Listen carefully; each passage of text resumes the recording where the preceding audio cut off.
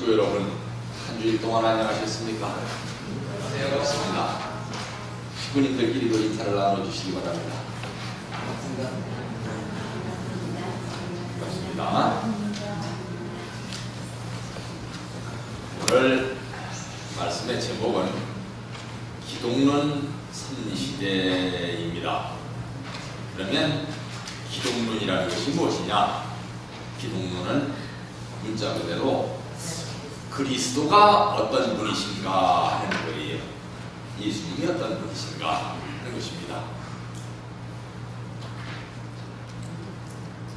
요한복음 1장에 보면은 말씀이 육신이 되어서 우리 가운데 거하시니 그리스도의 영광이다 하는 그 당시에 예수님의 제자들의 최초의 기독론 설명이 나옵니다. 이 기독론이 나중에 유태인에게서 이방인으로 발전되어감에 따라서 유태인에게서 이방인으로 발전되어 나감에 따라서 그 이방인들에게 각자의 모습으로 소개되기 시작했다는 것입니다. 예를 들어서 다른 종교의 비유를 하면 원래 불교에도 부처님이 없었는데 간다라 미술이라고 하는 미술이 인도에 들어오니까 이 간다라 미술을 가지고 있는 아리안족이라고 하는 사람들은 뭐든지 실체적으로 눈으로 봐야만 믿는 사람들이란 말입니다. 그러니까 부처가 어떻게 생기셨는데요? 하고 물으니까 돌이나 흙으로 빚어가지고서 부처님의 형상을 만들어 놓고 이게 부처님이다 했다는 말입니다. 그러니까 부처님이 저렇게 생겼구먼요 믿었듯이 예수님에 대해서도 예를 들어서 히라비인들은 예수님이 어떤 분인데요? 이스라엘 사람들의 입장에서는 예수님이지 뭐고 예수님이 어떤 분이냐 했더니 아니 예수님이 누구고 직업이 뭐고 그분을 철학적으로 설명하면 어떤 분이냐는 뜻이에요. 그러니까 그걸 설명을 해야 되겠구나 하다 보니까 예수님은 어떤 분이시다, 즉 말씀이 육신이 돼서 우리 앞에 나타나신 분이다, 이렇게 설명을 하게 됐다는 것입니다. 그래서 나중에 수육하신 분이다, 즉 말씀이 육신을 가지신 분이다 라는 설명이 생겨나게 된 것입니다. 여기에 하나가 더 더해졌어요. 신이며 사람인 예수의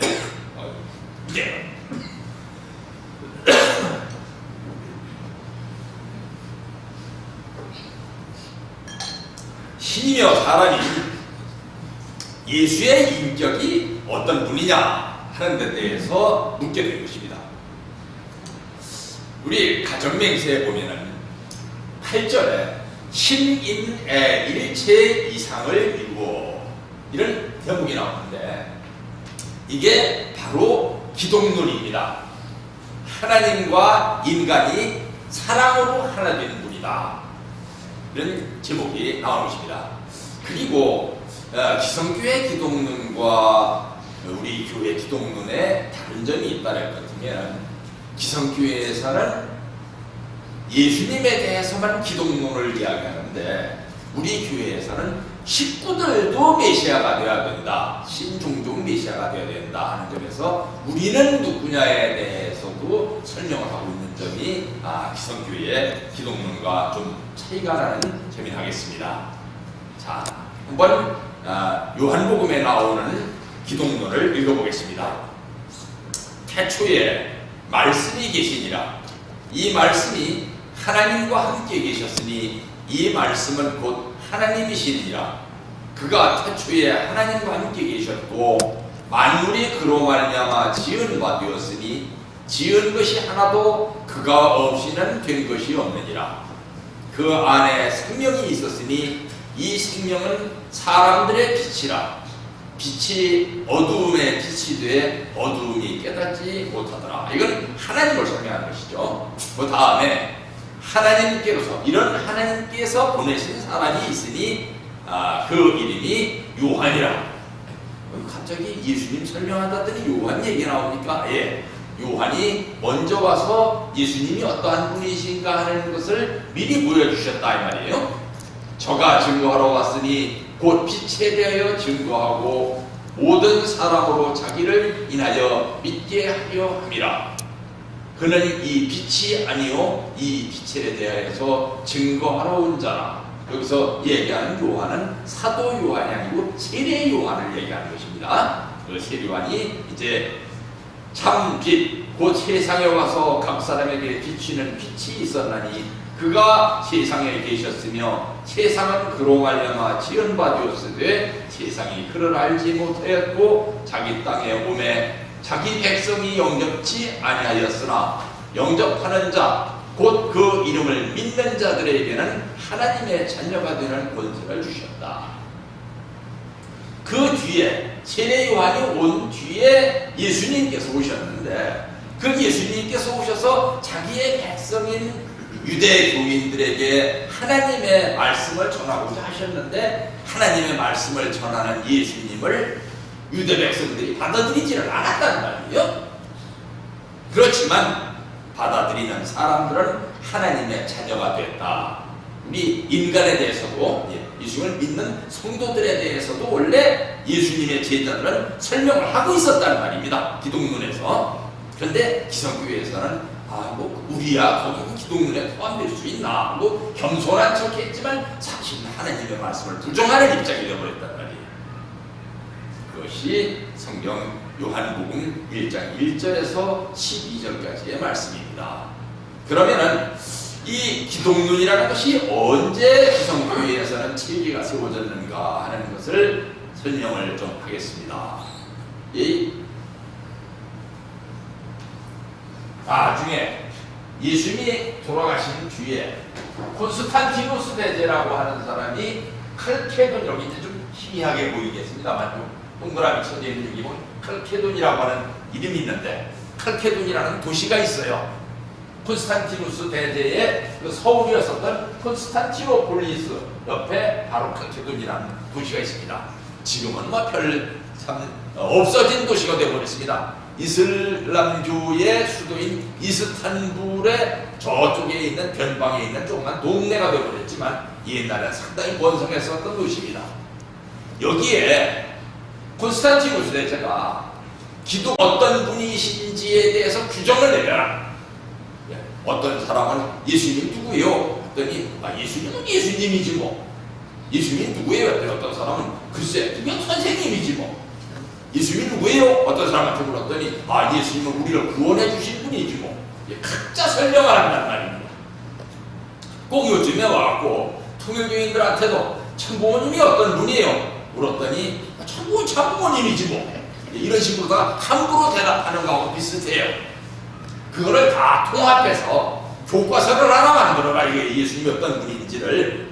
그래서 이 칼케돈이라는 도시에 다 모여들었습니다. 이 칼케돈 중심에 있는 주변의 도시들을 한번 봐보겠습니다. 에베소라는 그 도시가 여기에 있고요. 이 옆에는 참 봐봅시다. 안티오키아, 안디옥이라고 보통 부르죠. 카파도키아라는 도시도 알고 여기 성경에 나오는 도시들이 다 모여 있는 그런 중심에 칼케돈이라는 곳이 있습니다. 칼케돈에 모아가지고서 오늘날에 뭐를 만들었느냐? 사도신경이라는 것을 만들었어요. 자, 거기 위치가 어딘가 하면 여기가 지중해고 여기가 터키고 여기가 그리스인데 터키와 그리스 사이에 있는 곳에 칼케돈이라는 도시가 있습니다. 여기에서 기독론에 대해서 오늘날처럼 체계가 세워졌다 이거예요. 시간이 없으니까 쭉쭉 나가겠습니다.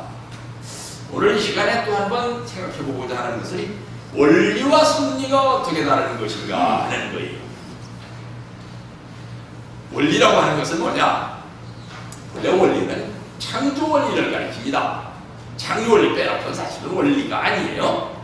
그런데 인간이 타락함으로 말미암아서 본래는 원리와 섭리가 하나였었는데 원리는 프린시플이고 섭리는 프로비덴스인데 원래는 하나였었는데 타락함으로 말미암아서 원리와 섭리가 다른 게 됐어요.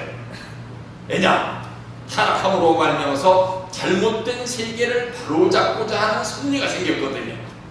그 잘못된 섭리를 바로잡고자 복귀원리라는 것이 나왔다는 말입니다. 왜? 타락론이라는 게 있으니까. 그래서 원리와 섭리가 둘로 갈라지게 된 것이 오늘날의 현실이다 하는 것입니다.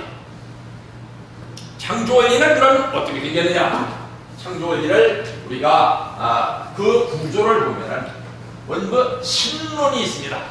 신론은 창조원리에 이성성상 하나님과 피조세계와의 관계, 그리고 수수작용, 사위기대, 이거를 합쳐가지고 하나님이 어떤 분으로 계시느냐 하는 신론이 만들어지는 거예요. 그러면은 하나님께서 세상을 어떻게 창조하셨느냐? 그 목적이 창조 목적이고, 그 목적을 달성하기 위해서 방법이 있는데, 방법을 설명하는 것이 하나님의 피조세계 창조 과정과 성장기라고 하는 것입니다. 이 목적과 방법이 수수작용을 해가지고 인간론이 나오는데, 그 인간론은 유무형 실체 세계, 그리고 영인체와 육신의 관계, 이렇게 만들어진 것이 바로 뭡니까? 창조원리와 타락론, 그리고 종말론, 그리고 메시아 강림과 재림의 목적, 그리고 부활론, 그리고 예정론, 마지막에 기독론인 것입니다. 이런 내용을 설명해 드리는가 하면, 이 원리 강사들도 기독론이 얼마나 없거나 2박 3일에서는 아예 기독론이 없습니다. 그러다 보니까 참부모가 어떤 분인지를 모르고 그냥 넘어가 버린다는 말입니다. 그러고 거기다가 축복 해버리니까 축복이라는 얘기가 뭔지, 꼭 초등학교도 하는 것 치고 중학교도 하는 것 치고 대학 공부하는 사람 같이 돼버리니까 원리에 대해서 이해가 없다는 말입니다. 그러다 보니까 누가 뭐 어쩐다라면 그쪽으로 몰려가고, 이단이 나와도 그쪽으로 몰려가고, 왜? 참부모가 어떤 분인지를 모른다. 전편 원리를 다시 사위기대로 표시를 하면 이렇게 표시가 됩니다. 창조 원리를 중심으로 해서 타락론이 나와 있고, 타락론 옆에 타락론을 상대하기 위해서 타락했기 때문에 생겨난 원리들이 있는데, 그것이 종말론, 메시아론, 부활론, 예정론, 이게 다 섭리론이에요. 그래서 이 타락론과 섭리론이 주고받아가지고 기독론이 나온다는 말입니다. 그러니까 기독론은 전편 원리에 있어서, 전편 원리에 있어서 뭐라고 볼 수 있어요? 기독론이 눈으로 보면 결론이죠. 결론.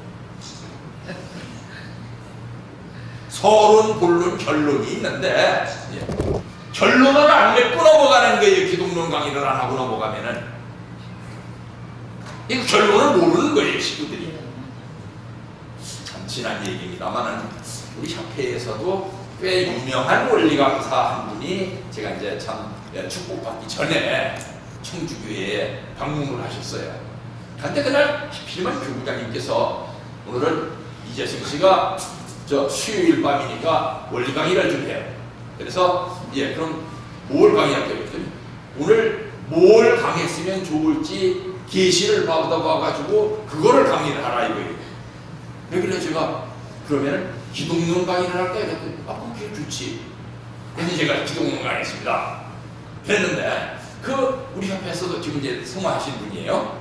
그 유명한 강사님이 앞에 와가지고 앉아가지고서 기독론 왜 하필이면 기독론을 강의하지? 하면서 어쨌든 그 강사님들은 보통 이제 여러 식구님들은 뭐 강의를 하더라도 받아 적는 분들이 별로 없습니다만, 강사들은 누가 강의해야 되는지 꼭 수첩을 꺼내드리는 게 강사들입니다. 보통. 왜?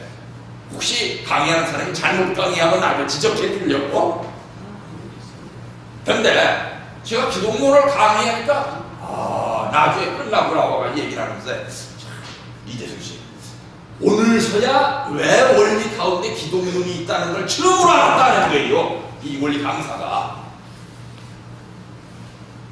그 정도로 중요한 것이 기독론이라서 기독론을 제일 나중에 하는 거예요. 우리가 제일 나중에 보여주는 건 되게 뭡니까? 제일 중요한 거죠. 그죠? 후편에서 제일 중요한 건 뭐예요? 우리 이금수 선생님, 후편에서 제일 중요한 건 뭐예요? 재림론이죠.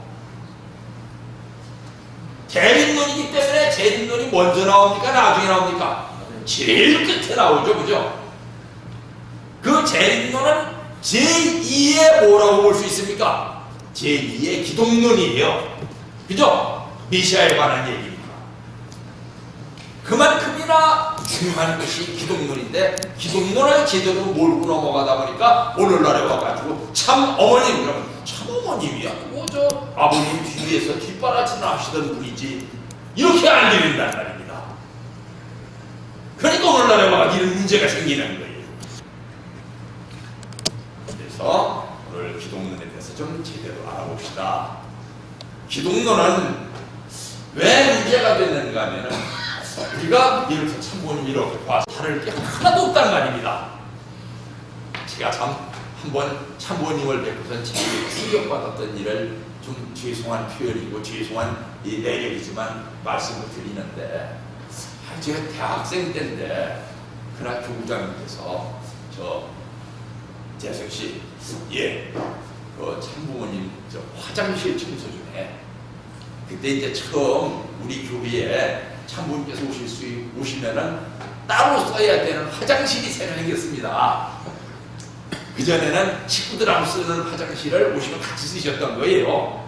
따로 만들었는데 따로 만들었지만 요즘 시각으로 참 빈약하기 짝이 없는 거였어요. 조그마한 공간 하나 가지고 밑에 수세식이 아니라 그냥 그저인데 거기에 그 무슨 이제 독이 묻혀 있는 것도 아니고 위에서 대변을 보시면 이 밑에 있는 요만한 박스가 떨어져요. 그럼 그걸 갖다가 이제 청소를 하는 거예요.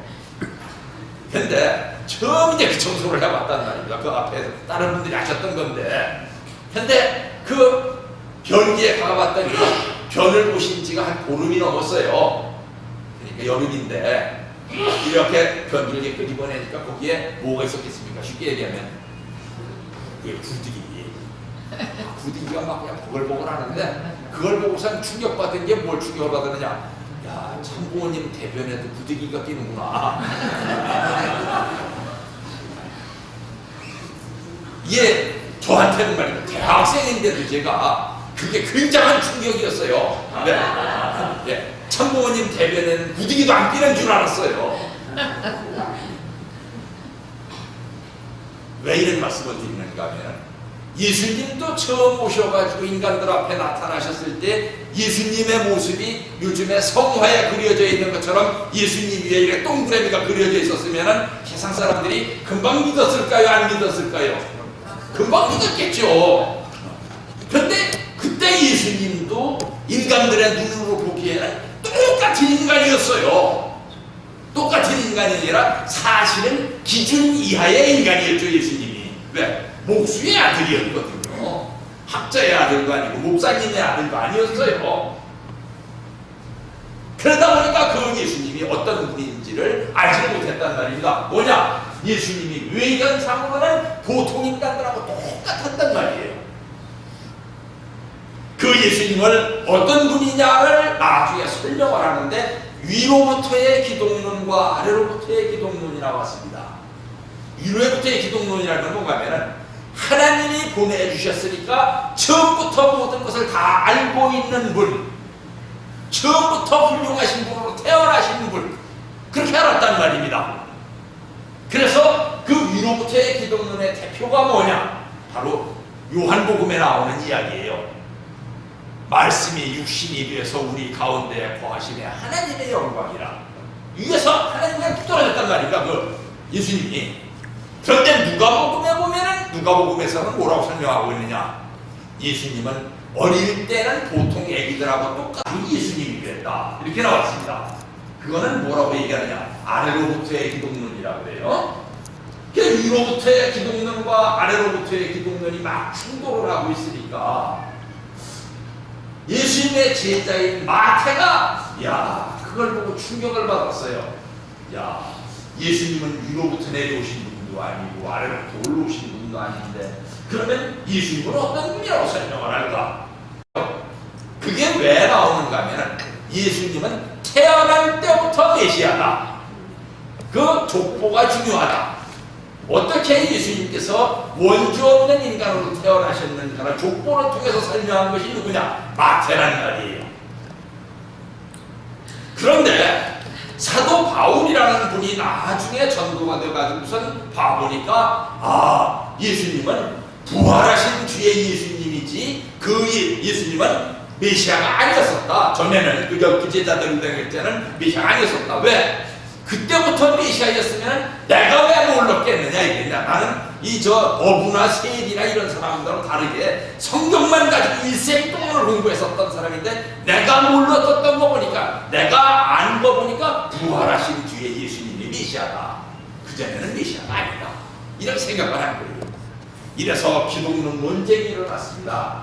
논쟁이 일어나가지고 이 원리 말씀 가운데 창조 원리 몰라서 사형당한 사람은 거의 없어요. 나중에 누가 제일 많이 사형을 당했겠습니까? 기독론 논쟁 때문에 수많은 사람들이 이단이 돼가지고 사형을 당한 거예요. 기독교의 2000년 역사는 기독론 논쟁의 역사입니다. 아니 오늘날에도 보기에 불교 다니는 사람 보기에는 예수님이 아무것도 아니에요. 또 반대로 교회 다니는 사람 눈에 보기에는 부처님이 아무것도 아니에요. 그죠? 인정이 안 되는 겁니다. 이것 때문에 종교의 전쟁도 생겼다는 것입니다. 그런데 이 나중에 하나님과 인간이 어떻게 다르냐? 하나님은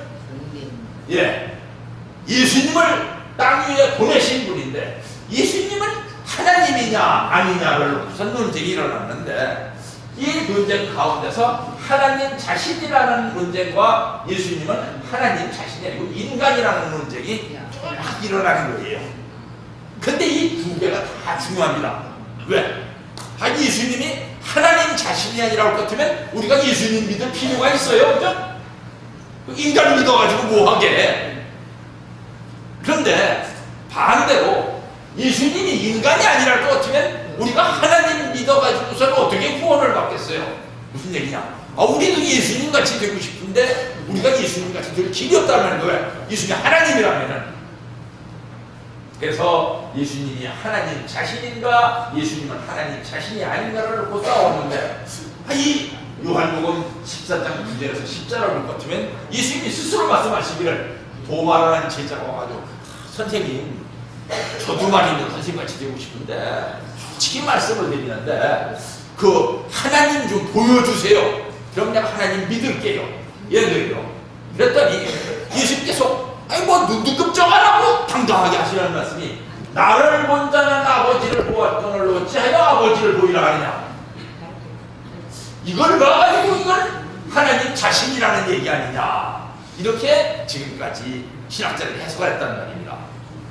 네, 사실은 그게 아니에요. 결론부터 말씀을 드리지만 무슨 얘기냐. 예수님은 워낙 깨끗하게 살아오신 분이기 때문에 워낙 훌륭하게 살아오신 분이기 때문에 나를 본 자는 하나님을 본 거 아니냐. 제2의 하나님 아니냐 내가. 이런 말씀이에요. 우리도 말입니다. 우리 참부모님께서 신종종 메시아 활동을 하나 하시는 이유가 어디 있습니까? 우리를 보고 참부모님을 알 수 있도록. 그죠? 통일교회가 늘 비판을 받는 이유가 어디 있습니까? 진주교회 가봤더니 그 진주교회 목사님이 좀 훌륭하신 분이냐면 얼마나 좋겠는데 봐보니까 보통 사람하고 똑같은데 어떤 점에서 보통 사람보다 좀 못하더라. 그러면은 나를 봐가지고 참부모님을 알라는 거 아니에요. 그죠? 글쎄 가보니까 말은 참 좋은 말을 하는데 거기 사람들은 봐보니까 개사관들이 많더라. 그러면 어때요? 우리를 봐가지고 참부모님을 알라겠죠. 그죠? 그렇기 때문에 우리가 훌륭해져야지 참부모님 욕을 안 먹인다는 말입니다.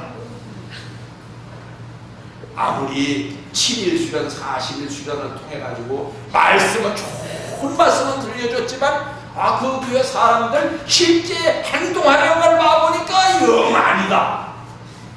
그러면 그거 가지고 그 교회를 평가를 한다는 말입니다. 근데 예수님은 당당했어요. 뭐냐? 나를 보면 하나님을 볼 수가 아니냐. 그런 뜻이지 하나님 자신이라는 뜻은 아니란 말입니다. 왜? 하나님 자신이면 로마서 8장 34절에 본 것 같으면 예수님이 여기에서 하나님께 기도하고 있다는 거. 하나님이 하나님한테 기도를 해요? 이게 무슨 뜻이야 도대체? 그래서 심지어는 말입니다. 마태복음 27장 46절에 보면은 예수님이 돌아가시면서 뭐라 하시는가 하면은 아버지여 어찌하여 나를 버리셨나이까. 기도를 하세요. 하나님이 하나님을 버려요 또? 이것도 말이 안 된다는 말입니다. 분명히 예수님은 인간이지만 하나님과 다름없는 인간, 하나님처럼 사신 분, 그런 분이라는 것을 증명을 하려고 이 기독론에서 설명했단 말입니다. 이건 좀 어려운 얘기가 되겠는데, 인간을 거듭나야 된다는 말이 옛날에는 기독교에서만 하던 말인데 요즘에서는 누가 또 거듭나야 된다는 얘기를 많이 합니까? 정치하는 사람들이 우리 모두 거듭나야 된다, 우리는 새 사람이 되어야 된다 하는 얘기를 요즘 와서 정치인들이 많이 하게 됐어요. 그런데 그 거듭남을 예수님께서 어떻게 하셨느냐? 부모님께서 재림 주님과 참 어머님이 아버님과 어머님이 되어가지고서 우리를 거듭나게 해주신다는 말입니다. 전에도 말씀을 드렸지만 유대인들이 사람들을 평가하면서 이 사람이 진짜 유대인이냐 아니냐를 평가를 할 때 누구를 보고 평가를 한다 했어요? 아버지 보고 평가한다 했어요? 아니에요. 어머니가 유대인이냐? 어머니가 유대인이면 유대인이고 어머니가 유대인이 아니면 유대인이 아니에요. 이건 뭐냐? 어머니가 중요하지 아버지는 별 중요하지 않다 이거예요. 사실 역사에 봐도 말입니다. 예를 들어서 뭐 어떤 음악가 어떤 뭐 이런 사람들 아버지는 수주정맥이에 개차반인 사람들이 많아요.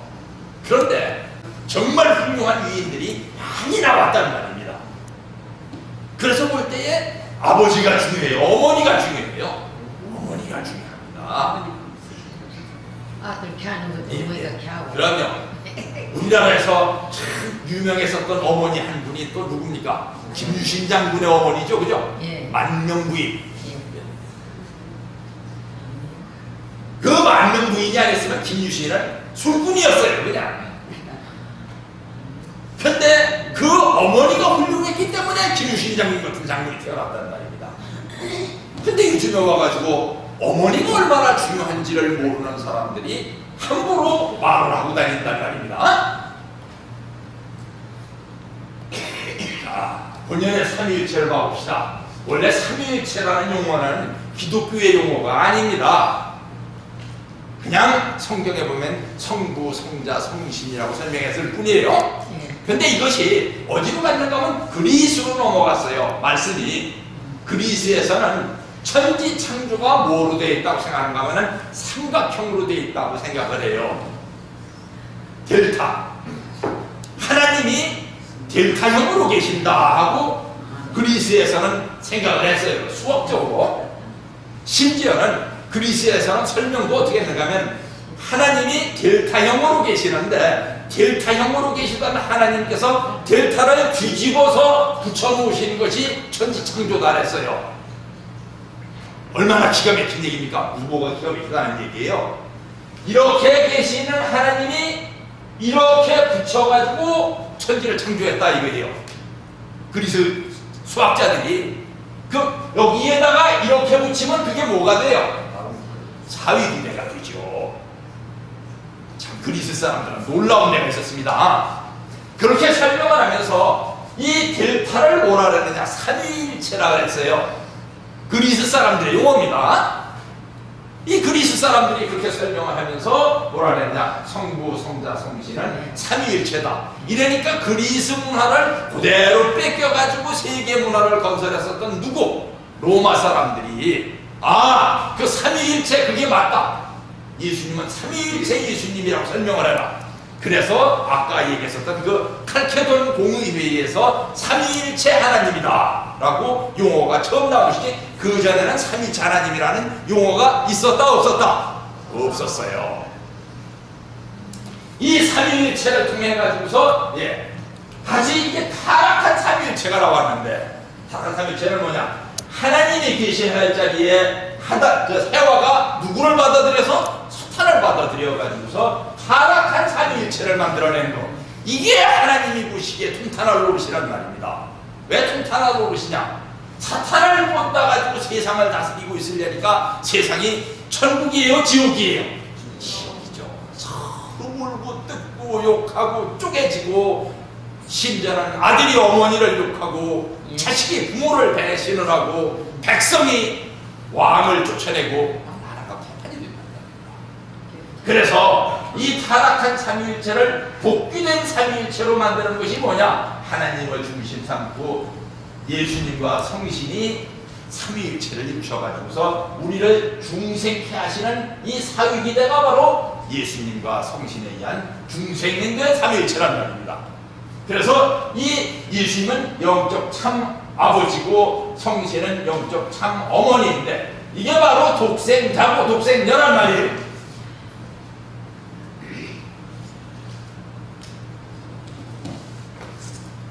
그래서 복귀된 삼위일체는 어떻게 되느냐? 재림 주님을 중심 삼고선 이렇게 참 어머니를 모셔가지고서 복귀된 삼위일체가 생겨난단 말입니다. 그래서 이렇게 각자의 모습들이 예수님의 제자들도 예수님이 어떤 분이신가에 대해서 제대로 인식을 못하니까 이렇게 막 헷갈렸단 말입니다. 제일 처음에 기독론을 고백한 사람이 누구냐? 베드로예요, 그죠? 가이사와 빌립보라는 데는, 가이사는 뭔가 오늘은 좀 시간 좀 넉넉하게 잡수고 계세요. 오늘은 좀 길게 하겠습니다. 가이사와 빌립보라는 데는 가이사, 로마 황제의 이름을 따가지고 유대 땅에 건설한 항구예요. 누가? 헤롯 왕이 뭐 하느라고? 로마 황제한테 아부하느라고? 그 북한에 스탈린 거리 만들어 놓고 뭐 대동거리 만들어 놨었던 거하고 똑같이 그렇게 가이사라 빌립보라는 항구를 만들어 놨는데, 거기에 가서 예수님이 부르셨어요. 누구한테? 예수님의 제자들한테. 얘들아, 세상 사람들이 나를 뭐라고 하디? 세상 사람들의 기독론을 물어본 거예요. 그러니까 선생님이죠 뭐. 그런데 가만히 입 꾹 다물고 있었던 제자 한 사람한테 예수님이 물었어요.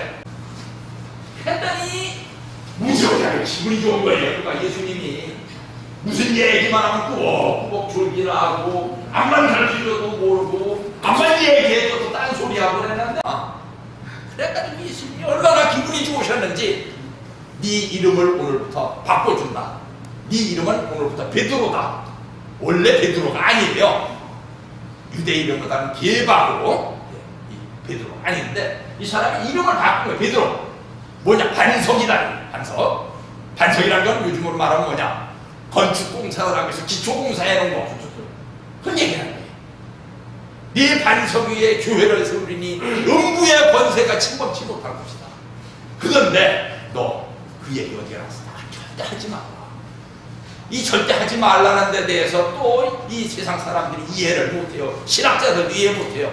왜 그 말씀 하셨는가 하면, 스스로의 고백에서 나오도록 만들어야지 남이 가르쳐줘서는 안 된다. 이게 뭐만큼은, 기독론만큼은 원리 강의 들어가지고 고개를 끄덕거려가지고 되는 얘기가 아니고 속에서 우러나와야 된다. 이게 아버님은 참 부모님이십니다. 어머님은 참 부모님이십니다. 독생녀이십니다. 이게 고백으로 우러나와야지 누가 가르쳐줘서 되는 게 아니다 이게요. 그래서 베드로한테 바깥에 나가서 절대 내가 메시아라는 얘기를 하지를 말아라 하고 가르쳐주신 거예요. 그랬는데 그거를 모르니까 마태는 태어났죠. 메시아를 했고, 요한은 창세 이전부터 계셨던 분이라 했고, 바울은 부활하신 메시아라 했고, 근데 이 예수님의 12제자도 아닌 70문도 중에 뛰어난 여자가 한 사람이 있었어요. 그게 누구냐? 막달라 마리아라는 여자예요. 이 막달라 마리아는 뭐 출신이 창녀 출신이라고 하기도 하고, 뭐 왕녀 출신이라고 하고, 출신이 밝혀지지 않은 그냥 미천한 여자인데 좋은 여자는 아니었었던 것 같아요. 그 중신 형부는. 그런데 이 여자가 뭐라 그러느냐? 우리 전체는, 우리 모든 제자들은 주님 앞에 신부 같은 입장에 서야 된다 하는 걸 고백을 했어요. 오시는 주님은 신랑 같은 입장이고, 우리 모든 신도들은 제자들은 신부 같은 입장에 서야 된다. 그래서 이 마리아에게 제일 먼저 나타나셨어요. 뭘로? 돌아가신 뒤에 부활한 입장이 이 마리아에게 제일 먼저 나타나셨습니다. 우리가 어떤 신앙을 가지고 있어야 마리아예요. 제일 답답한 사람이 누구였어? 내 12제자 중에 도마라는 사람이에요. 글쎄, 예수님이 부활하셨다는데 정말 부활하셨어요? 그거 가짜 아니에요? 이리 와봐요. 가짜 유령 아니에요? 손 만져보고 못자국이 있는 걸 보고 허리에 창자국이 있는 걸 만져보고 그제서야 아 예수님이군요 했었던 사람이에요. 심지어는 하나님을 보여주면 믿겠다고 했을 정도예요. 저 같았었던 모양이에요. 어쨌든 간에 오늘 간에 중요한 것은 이 사람들이 중요한 것이 아니라 이 사람들을 비우는 것이 문제가 아니라 우리가 모르고 있어요. 우리가 기독론에 대해서 제대로 인식이 없다 보니까 이 진주교에서부터 문제가 생겼던 거 아니에요, 그죠? 세속 지도자들은 우리보다 나아요. 차라리 언젠가 말씀을 드렸는데 저 충남 유성에 있는 지금 이제 대전이죠. 유성에 있는 유성관광호텔에 대학교 교수들을 한 200명 모아놓고 손대호 박사라는 분이 일주일 동안 원리 강의를 하셨어요. 그랬는데 제가 가서 모모한 교수님들 앞에 가서 소감을 물어봤습니다. 그랬더니 참 박시인 교수라는 분이 있었는데 서울대학교 교수님이었습니다. 그분이 참 저한테 아픈 소리를 했어요. 뭐라는가 하면 글쎄 오늘 강의를 듣고 보니까 문충재님은 아픈 얘기였습니다. 왜 세상 사람들은 문충재님이 대단하신 분인 걸 아는데 왜 대단하신 분인 걸 알아요? 대단하신 분이라야 대단하신 분을 알죠, 그죠? 예. 부처가 부처로라고 하고 그죠? 예. 대단하신 분인 걸 세상 사람들은 알아요. 왜? 대단한 일을 자기가 해봤거든요. 문충재님은 계시다. 또 어떤 분도 그런 똑같은 얘기를 했는가 하면 장기근 교수님이라고 서울대학교 교수님이 있었는데 그분은 이 동양철학 박사입니다. 얘기를 해주는 것도 중요하지만 통일의 교인들이 문충재님의 제자답게 살아야 돼. 그래야지 문충재님을 욕을 안 먹이게 돼. 참 아픈 얘기였어요. 왜 이런 얘기를 하는가 하면 이번에 말입니다. 아까 이 영상을 통해서 봤듯이 네팔에서 우리 교회에서 행사를 했는데 뭐냐? 정상회의를 했어요. 정상회의라는 건 뭐가 하면 대통령들의 회의예요. 거기에 그 인근 지역의 대통령들이 7명이 왔어요. 그 대통령들이 7명이 왔는데 그 대통령들을 앞에 앉혀놓고 우리 어머님께서 뭘 하셨느냐? 너희들 내가 누군지 알아? 대통령들랑 똑같이 얘기하신 겁니다. 여러분 내가 누군지 압니까가 아니에요. 그 대통령들을 앞에 놓고 7명을 앞에 놓고 너희들 내가 누군지 알아? 내가 독생녀야. 너희들은 대통령 아무것도 아니야. 너희들 대통령 쫓겨나면은 다른 사람보다도 훨씬 더 못하게 돼. 그쵸? 감옥에 들어가는 사람도 얼마나 많아요. 사형당하는 사람도 있고. 너희들 아무것도 아니야. 오늘 내가 너희들한테 축복을 해주려고 그래. 축복 받을 테야 안 받을 테야 1시간 동안 설명하셨더니 그 대통령들이 다 무릎을 꿇고 어머님 마더 축복 받겠습니다. 그래가지고 아까 영상에 나온 게 그 대통령들이 다 축복받은 거예요. 네팔이라는 나라에서는 그 네팔의 모든 시장들이 다 모였어요. 시장이 뭐죠? 무슨 뭐 자유시장 같은 시장이 아니라 진주시장 같은 시장. 예.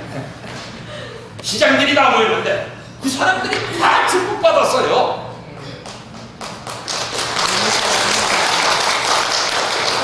그러니까 어머니께서 옛날에 베드로한테 하셨던 말씀을 하신 거예요.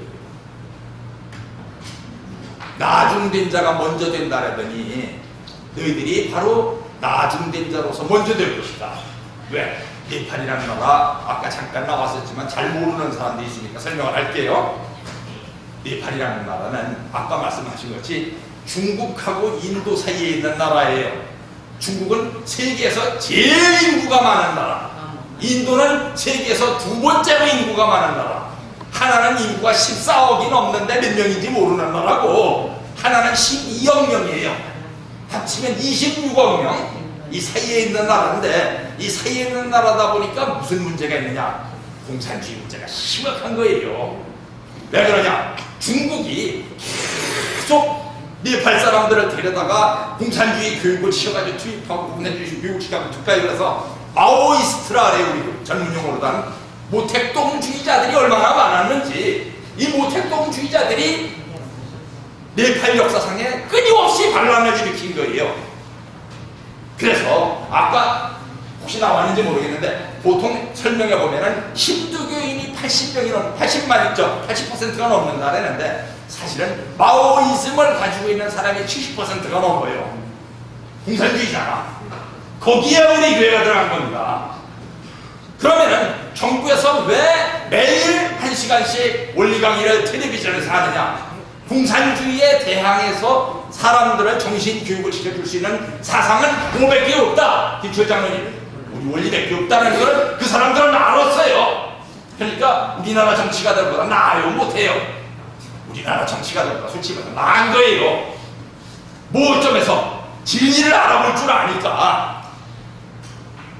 그래서 공산주의로부터 이 나라가 살아갈 길은 통일교의 사상을 받아들이는 길밖에 없다. 그래가지고 매일 원리강의를 하는 거예요. 어디에서? 우리나라 KBS 같은 방송에서. 자, 넘어갑시다. 그래서 그리스도에 대한 인식이 세속 지도자들이 대단하신 분인 것을 아는 이유는 자기네들이 대단한 일을 해본 사람들이니까 안다. 이게 대통령들은 알아요. 어떤 입장에서 보면 어때요? 그 대통령이 돼가지고 와서 거기서 축복받고 갔다는 얘기 알려주면 거기서 자기 나라에 들어가가지고 이렇게 될 수도 있는 겁니다. 그런데도 이거는 내 일생을 걸만하다 판단을 했으니까 우선 축복을 받은 거예요. 왜? 이 축복받고 나면 통일교회들이 가만히 있을 것 같아요? 우리나라 저 대통령 축복받고 온 사람이라고 방방곡곡 떠들고 다닐 거예요. 이제 그게 안 알려질 것 같아요? 그거 알고 축복받은 거예요. 그래서 한 사람을 소개를 하는데 성경은 니고데모라는 사람이 나옵니다.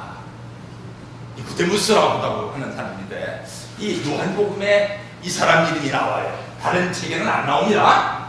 요한만 니고데모를 소개한 거예요. 뭐 했었던 분이냐? 우리나라로 말하면 국회의원 같은 사람이 있어요. 그때 예수님 당시에 예수님이 불과 17개월 전도하고 다니셨지만 국회의원도 전도를 하셨어요. 그때 이 니고데모라는 사람이 낮에 오기 창피하니까 밤에 몰래 와가지고 선생님은 대단하신 분인 걸 아는데 제가 이 국회의원은 이 유대나라의 국회의원은 그냥 정치인이 아니고 종교 지도자예요. 종교 제정일치 시대니까 종교 지도자인 국회의원이 제가 왔는데 귀한 가르침을 주십시오 그랬더니 네가 거듭나지 않으면 하나님의 나라에 들어갈 수 없느니라. 새로 태어나야 된다. 그랬더니 선생님 내가 어머니 뱃속에 들어갔다 다시 나와야 돼요? 그랬더니 그게 아니라 물과 성령으로 거듭나지 않으면 안 된다. 그래서 이 거듭남에 대한 이론을 쭉 설명을 해주셨습니다. 그러면은 왜 예수님의 12 제자한테는 설명을 안 해주시고 니고데모한테만 설명을 해주셨을까요? 예수님은 못 알아듣는 사람한테는 구태여 설명을 안 하셨어요. 왜? 알아듣지도 못하는 사람한테 설명을 해놓으면 딴소리를 하거든요. 그리고 진리라는 것이 명역성이 있어요. 알아듣지도 못했으면서 다음에 그 소리를 또 들으면 저 얘기는 전에 들었었던 얘기 아니야 하고 알레르기를 보인단 말입니다. 그렇기 때문에 사술은 세무대에 넣기 위해서는 알아듣는 사람한테만 이야기하는 것이 그것이 원칙이다. 이 예수님이 보이신 원칙. 이건 니고데모스는 이때는 하고 그냥 돌아갔습니다. 근데 가끔 찾아왔었다 그래요. 그 뒤로. 그랬다가 나중에 예수님이 돌아가신 뒤에 예수님의 제자들은 무서워가지고선 누구도 예수님의 시신을 달라고 얘기를 못하는데 아리마대 요셉이라는 사람과 니고데모가 찾아가가지고 예수님의 시신을 주십시오 해가지고서 남들은 맞아 죽을까봐 꼼짝도 못하던 시절에 황금과 유향을 가지고서 이쪽에 와서 예수님을 장례 지는 사람이 니고데모라고 합니다. 아는 만큼 책임을 지는 거예요. 그죠? 그래서 니고데모는 나중에 결국 순교의 길을 갔다고 역사에 나와 있습니다. 막달라 마리아는 어땠던 사람이냐? 하나 이제 저 다른 얘기를 좀 할게요. 80년대에 대학가에서 우리 대학생들이 승공운동을 하고 다닐 때에 성균관대학교라는 대학교에서 우리 학생들하고 공산주의 학생들하고 크게 부딪혔어요. 원래 오후 1시에 행사를 시작했는데 오후 1시 반에 중단이 됐어요. 왜? 그 학생들이 저 앞에 있는 금잔디 광장에 나가가지고 공산주의가 옳은지 통일교가 옳은지 공개 토론을 하자 했어요. 그래서 우리 학생들이 공개 토론을 하자고 나갔습니다. 나가가지고 공개 토론을 몇 시까지 했느냐? 저녁 8시까지 했습니다. 깜깜해질 때까지. 그랬는데 그 공산주의 믿는 학생 중에 하나가 있습니다. 문총재님 사는 집이 보통 사는 사람들 집이요, 고대 광실 같은 집이요. 대답을 하시오. 제일 아픈 데를 찔렀거든요. 그랬는데 서울대학교에 다니던 정규영이라는 학생이 있었는데 이 학생은 말입니다. 머리가 얼마나 좋은 학생인지 서울대학교 다니다가 개무해가지고 퇴학당했는데 또 시험 쳐가지고 또 합격한 사람이에요. 이 학생이 나가가지고서 뭐라고 대답했느냐? 성경에 마가복음에 보면은 막달라 마리아라는 여자 얘기가 나왔는데 막달라 마리아가 300데나리온이나 되는 향유를 가지고 예수님의 발에다 붓고 머리를 씻었다. 그랬더니 사람들이 300데나리온이나 되는 비싼 기름을 가지고 사람 몸에다 붓고 씻다니 너 같은 여자 때문에 자꾸 예수님이 욕을 먹지 않느냐고. 그랬더니 예수님이 내버려둬라. 이 여자가 진정 지금 나를 위하는 여자다. 내 이름이 전파되는 곳에는 어디 가든지 내 이름이 전파되리라고 이렇게 말씀하셨다. 이게 무슨 뜻인지 나도 모르지만 너도 한번 대답해봐. 그랬더니 그 공산주의 학생들 중에는 사실은 기독교 믿는 학생들이 많았어요. 걔들이 입 꽉 다물 하는 바람에 그때 토론이 진정됐지. 안 그랬으면 그때 올여름 학생들이 돌 맞을 뻔했습니다. 이 얘기를 왜 하느냐면은 막달라 마리아는 예수님을 알아봤다 이거예요. 미시아라는 거예요.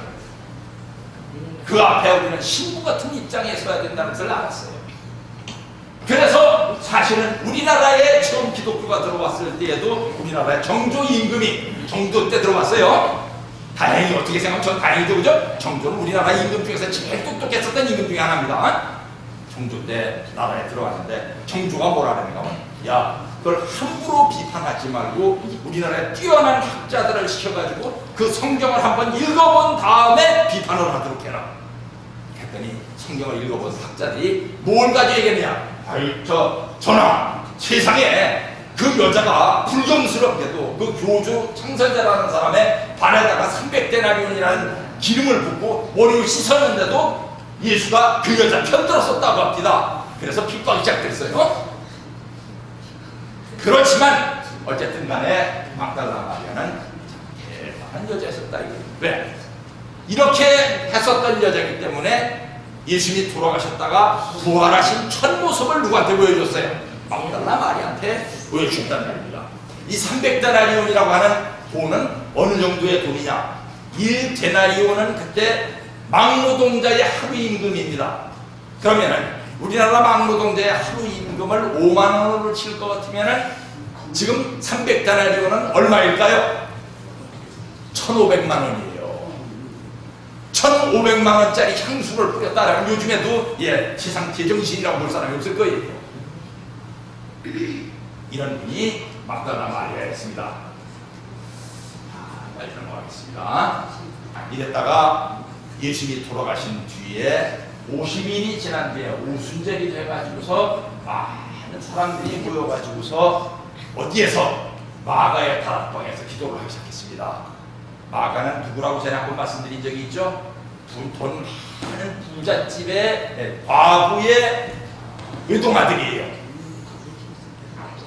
이 마가의 다락방에 모여가지고서 예수님의 제자들이 막 눈물을 흘리면서 기도를 했는데, 우리 식구들은 눈물을 흘리면서 기도했다라면 그 눈물에다가 방점을 두지 그 뒤에 방점을 두지를 않아요. 눈물이 중요한 것이 아니라 눈물을 흘리고 나면 어떻게 됩니까? 마음이 깨끗해져요. 마음이 깨끗해진다는 게 중요하다. 이게 마음이 깨끗해지니까, 마음이 깨끗해진 이 사람들이 뭐를 체험을 했느냐? 성령을 체험했다는 말입니다. 성령을 어떻게 체험했느냐? 이 사람들이 막 벌떡 일어나가지고 뭐 이상한 알아듣지도 못할 말로 막 떠드는데, 그 옆에 예수님의 제자들은 모르는데, 다행히 그 동네에는 외국에서 온 사람들이 많았다고 해도 메소포타미아, 가파도키아, 그리고 부르기와 밤빌리아, 구레네 뭐 이래서 모여든 외국인들이 많은데, 그 사람들이 아니 저 사람들은 우리나라 말 배운 사람들이 아닌데 우리나라 말 하고 있잖아. 그걸 보고서 방언이라 그랬어요. 그거를 말입니다. 그래서 안타까운 것은 기독론이 보편화되는데 기여를 하지 못한다. 세례 요한들이 어떻게 됐냐 하는 것을 참모께서 설명하고 있습니다. 뭐를 통해서? 김백문이라는 분을 통해서. 김백문이라는 분은 이렇게 생긴 분인데, 옛날에 우리 교회가 참 이렇게 우리 교회 역사를 설명하면 성주교회라는 데를 설명을 합니다. 김성도라는 분은 우리 옛날 36과정에 있었던 정수원 회장님의 어머니 되는 분인데, 그 김성도라는 분이 가르친 제자들이 몇 있었는데, 그 제자 중에 한 분이 김백문이라는 분이었어요. 이 김백문이라는 분이 요 앞에 잘 안 보이겠지만 이거는 성신신학이라는 책이고, 이건 기독교의 근본 원리라는 책입니다. 원리. 이스라엘 수도원이라는 걸 만들어 놓고 이스라엘 수도원의 원장을 하고 있었는데, 김백문 씨가 거기에 아버님께서 들어가셔서 기도를 하셨다는 말입니다. 그랬더니 김백문 씨가 어느 날 나오더니 하는 얘기가, 아버님한테 솔로몬의 영광을 가지고 온 사람이라고 계시를 받았다 하고 이제 여러 사람부터 공부를 한 거예요. 그런 뒤에 향후 아버님께서는 여기서 이제 나오셔가지고 오늘 저기 하셨는데, 이 앞에 나오는 말씀은 세상 사람들이 그렇다 보니까 우리 참부모님을 김백문의 제자라고 한다 이거예요. 그 제자는 아니다 하는 말씀을 하고 있습니다. 이제 이것만 설명하고 말씀을 마칩시다. 뒤에 좀 많이 남아있지만 시간이 너무 오래됐으니까. 성경에 볼 것 같으면 제자는 그 스승 같으면 조카도다 하는 말씀이 있어요. 우리가 부활을 하는데 누구만큼 부활을 한다고요? 선생님만큼 부활한다. 스승이라는 게 중요합니다. 이 스승이 먼저 나오셔서 어떤 말씀을 해주셔서 눈을 뜨게 해주면 그 눈 뜬 만큼 제자가 눈을 뜨게 돼요. 스승만큼 제자가 부활하는 것입니다. 부활은 뭐를 토로해서 이루어집니까? 육신을 토로해서 영인체가 성장하는 것입니다. 예수는 부활 후에 그 활동 무대가 시공을 초월하게 됐습니다. 그래서 기독론을 토로하는 것이며, 뭐가 부활이 기독론을 토로하는 것이기 때문에 누가 중요하다? 스승이 중요하다. 그래서 우리는 참부모님을 통해서 거듭나지 않으면 안 된다. 이것입니다. 종교의 창시자들이 재림을 하려면 지상 종교들이 초대 창립 인형으로 돌아가야 됩니다. 뭐 불교도 있고 유교도 있고 무슨 이슬람교도 있고 다 있는데, 그 많은 종교들의 우리 부활론에 볼 것 같으면 주 종교의 몇천 년 전에 죽은 창시자들이 와가지고 재림부활할 거라 그랬잖아요. 그죠? 근데 재림부활을 했다는 사람이 그렇게 많지를 않아요. 사실 뜻밖에도 이슬람교에 많습니다. 이슬람교인 가운데서 참 막 우리로 말하면 저 천주교 추기경 같은 사람들이 와서 축복받은 사람들이 많아요. 이슬람교에는. 왜 그런 일이 일어나느냐? 그 스승만큼 부활한 것이기 때문에. 그런데 종교 창시자들이 재림을 하려면 초대 창립 인형으로 돌아가야 된다는 얘기는 깨끗해져야 된다. 이 말. 깨끗해져야. 내가 지금 교인이 내 밑에 5만 명인데 이 사람들을 내가 내비두고 저 축복을 받게 되면 5만 명이 다 떠나버리면 어떡해? 내가 그 사람들한테 돌 맞아 잘못하면 그래서 난 통일교에 못 가. 이렇게 생각을 하면 안 되는데, 내가 5만 명이 내 밑에 있던 500만 명이 밑에 있던 무슨 상관이냐? 내가 부활을 해야지. 그 사람들이 누구냐? 당가대 주교 같은 사람.